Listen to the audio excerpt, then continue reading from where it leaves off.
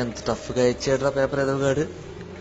Examination hall మొత్తం అల్లకల్లోలం అయిపోయింది.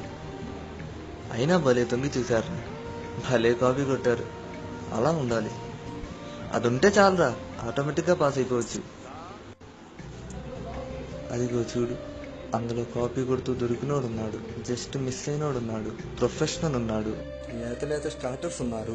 ప్రతి ఓడి బాధ ఒక్కటే, దేవుడా నా స్లిప్ దొరకకుండా కాపాడు, దేవుడా నా స్లిప్ దొరకకుండా కాపాడు. ఏదో ఒక చోటు పెడతాడనుకుంటామే, అంత బొమ్మ లేదే.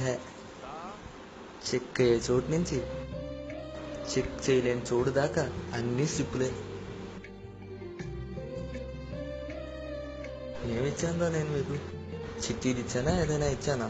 పేపర్ పక్కన పెట్టాను, చూసుకోండిరా అని. ఒక టాపర్గా ఏమివ్వగలరా నేను మీకు?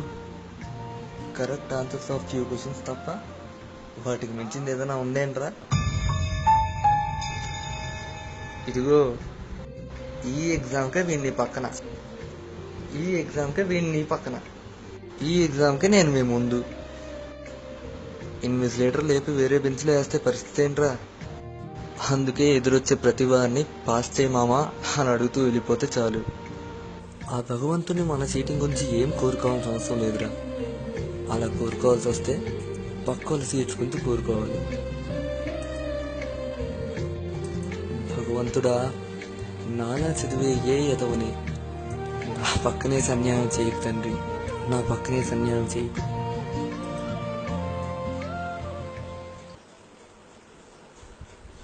అంతే.